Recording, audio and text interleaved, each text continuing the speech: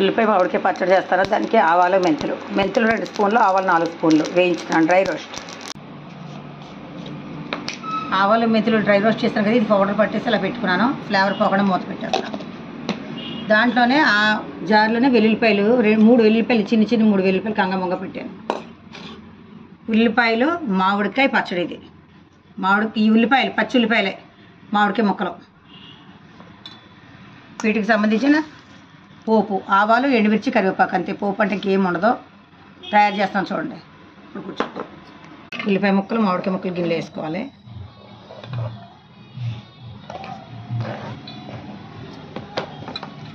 ఒకసారి ఉల్లిపాయలు ఇలా అనుకోకపోతే ఒక చోట ఉండిపోతాయి. మామిడికాయ ఉల్లిపాయ బాగా కలపాలి ఇలా చేత్తో. అది అలా బాగా కలిపిన తర్వాత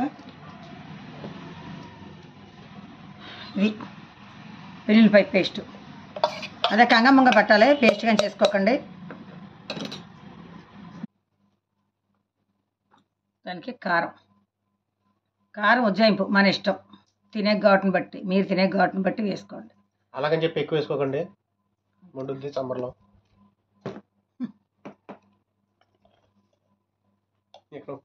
ఆవాలు మెంతుల పొడి 1 స్పూన్,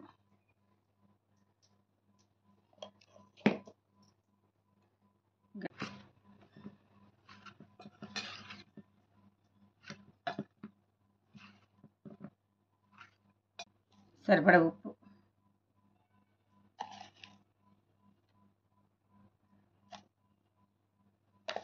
రెండు స్పూన్లు వేసాను. కొంచెం పసుపు, బాగా ఇలా కలిపేసిన తర్వాత ఇప్పుడు పోపు వేయించుకుని వస్తాను, చూపిస్తాను మీకు. ఇదిగో పోపు, ఆవాలు, ఎండుమిర్చి, కరివేపాకు, అంతే.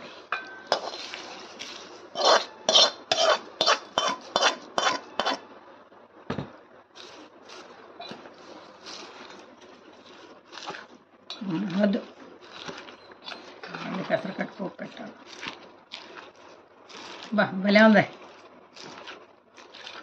ఉల్లిపాయ మామిడికాయ పచ్చడి.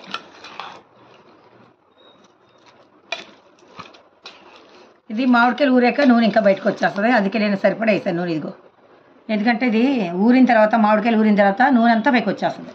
ఒక అరగంటలో వచ్చేస్తుంది నూనె అంతా పైకి. అంటే నూనె తక్కువ వేసేటట్టు అనుకుంటారేమో అని చెప్తున్నాను, అనుకోకండి ఎవరన్నా.